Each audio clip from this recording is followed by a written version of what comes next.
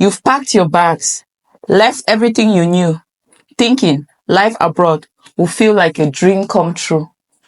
Now you're here, you're stuck, invisible, lost. You ask yourself, did I make a mistake? Am I failing? Is this a dream?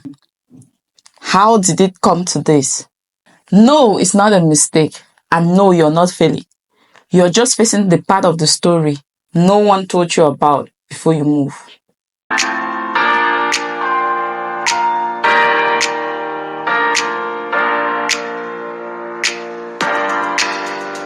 Hi beautiful people, hi lovers of health and wellness, and welcome back to Blinky'S Bloom. And on this channel we talk about building a healthy lifestyle, healing and showing up for yourself mentally, physically and emotionally. And in today's video we'll be talking about real healing, African mental health and everything they never taught us about survival, identity and healing abroad. And today let's talk about something most African migrants experience after leaving home: the silent depression that creeps in immediately after leaving home.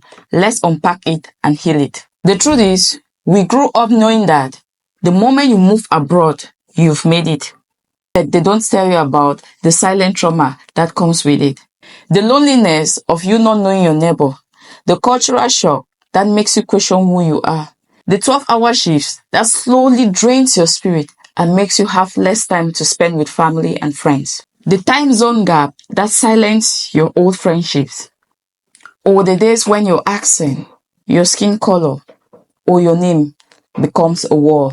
Not to talk about the moment when you feel drained mentally and physically and you don't have no one to talk to because everyone is busy living their lives. Everyone is running helter-skelter to look for money. There is no one to talk to. There is no one to heal with. There is no one to listen to you. And your world slowly fits into a bondage. And you start asking yourself, how did I get here? How will I survive this? You expected freedom, but what you got was pressure upon pressure and a continuous life cycle of being stuck. Before I left home to come abroad, I never knew so many things. I had to come here, learn so many things, adapt to so many things, unlearn so many things, and become something that could make me survive in the land I'm living. And I guess that's same with everyone else. Before I left home, I never knew I was black until I came here. Black was not something we even thought about. Coming here made me understand that I'm different. I'm a black person now. And I have to accept that fact that you are black. Secondly, I had to face the challenges of living alone, not having help. You could get sick in your house, die, and no one will know because you don't have anyone around you, no one to talk to. We don't see neighbors.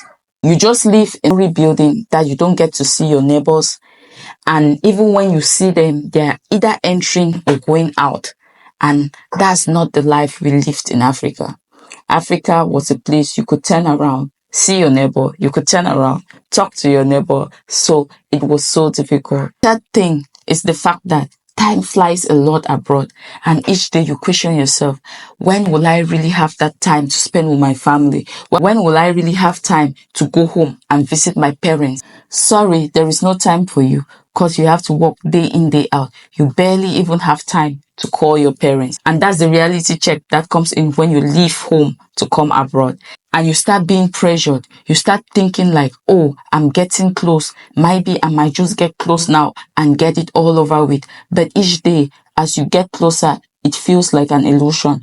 It feels like a dream that will never come true. I've been there and I know your pain, but today we will start healing from inside. Not to talk about your family back home. They all expect that as you've moved abroad, you've made it. You have to take care of the entire family. You have responsibilities, going to aunties, uncles, and cousins. You have to take care of everyone's needs. And when you tell them, it's not as easy as it seems. They feel like you're lying or you've met some girl who is spending your money out there. They don't understand that even your mental state is at risk. They don't believe that there are days you question where you're going to take money to pay the rent. You question where you're going to take money to feed the bills. You question where you're going to take money to send your kids to school. No one knows. No one cares. but they expect a lot from you. Then reality starts checking in. What is this a lot they still expect from you? They still got the guts to ask you, when are you going to come home? Why are you stuck there? And no one tells them that you might be even there without papers. You might even be there without a job. You might even be there sick, tired, fatigued, traumatized, but no one sees that. Now you feel sick, tired, frustrated, and a failure. Not because you're lazy, but because the expectations are unrealistic. In Africa, you're seen to be a walking ATM. You can't afford to be weak, tired, struggling, or broke. So you go ahead, you hide these feelings. You pretend like everything is okay. You pretend like you're strong. You pretend like you can cope, that everything is gonna be fine. But the truth is, you are drained, you are falling apart, and no one sees you. I remember the first time I came to China, my first 2 years. At that time, I was struggling with language, not just language. I was struggling with body positivity. I was struggling with a lot. I remember when I came here, my first 2 years in China, every day I wake up, I look through my window. I felt like I was in prison. The fact that I couldn't communicate in the language, the fact that I was dealing with body positivity, the fact that I didn't have anyone to talk to, it was so hard. It was hard that there were times that I told myself, I'm going to just pack my bags and go home. The worst part of it was a day like festive periods, like a Christmas Day or New Year Day, where in Africa we cook food and we share with neighbors, we have fun. I cooked so many food at home on that day, but there was no one to eat with. There was no one to enjoy this meal with. And finally, I had to throw all those meals away. And that day, I sat down. I wept my life out. I cried out my life. I asked myself, is this it? Am I facing reality or am I dreaming? Is this the life I'm out here having? I'm thinking I'm having a life. This is no life. There is no life in this. This is lifeless. I understand the frustration, the trauma that comes with it. The fact that you are in a land where you can't even enjoy a meal with someone. You can still have the meal but can't enjoy with anyone. In Africa, there is no meal you're going to cook and you eat by yourself. In Africa, there is no meal you're going to cook and people will not come and finish it and even ask for more. The reality starts setting in. The reality hits you hard. And in all this adversity, you sit back, you take your phone, you scroll your phone, and on your phone, you see people building houses back home. You see people making it back home. You see the houses your friends that you left home have built, and you're here, you can't even afford for rent. You start to compare your life abroad to what people think success should look like. And then, in that moment, you slowly start believing the lie. I'm not doing enough. I'm failing. I'm behind. I can't do it. I'm incapable. But let me break it to you. You are not a failure. You are learning to survive in a world that wasn't designed for your comfort. You are unlearning survivor. You are building a new life with zero safety net. That's not failure. That's courage. Let me tell you the truth. Healing begins when you stop comparing and start honoring small wins. You send money back home. That's purpose. You made it to work today. That's strength. You got through the week without breaking. That's resilience. So right now, let's talk about coping mechanism. Let's talk about how to cope with this mental stress abroad. How do you cope abroad with all the stress that comes with it? First thing you have to do is to build a routine. Depression loves disorder. Create structure even in chaos.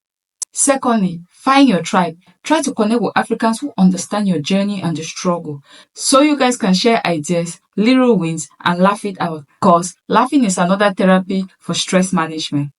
Thirdly, drop the pressure. You don't have to save your entire village only by yourself.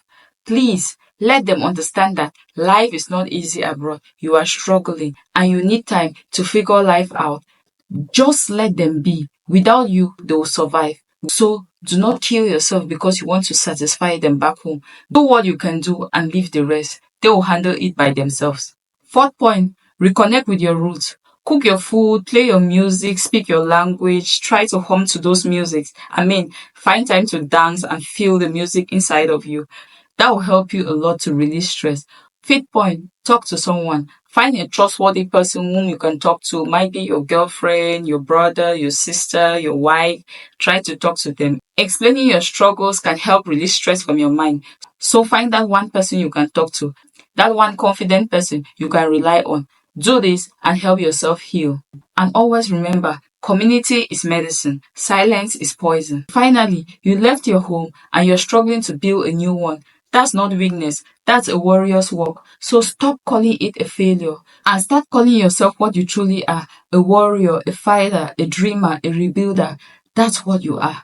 And if no one told you today, I see you, I hear you, you're not alone. To all the countless fighters out there who are struggling to make a life on their own, who are out there fighting for themselves, who are out there fighting for their loved ones, I hail you. Keep fighting, keep surviving, keep dreaming. You've got this. I trust in you. So keep going, champ. You can do this.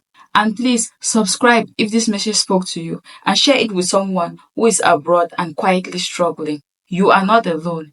And always remember, this is your healing space and your comeback starts here. And if you are interested in joining our Healthy Abroad group chat, please, I will leave the link in my description box. If you're interested, email me and I'll add you to the group. See you next time.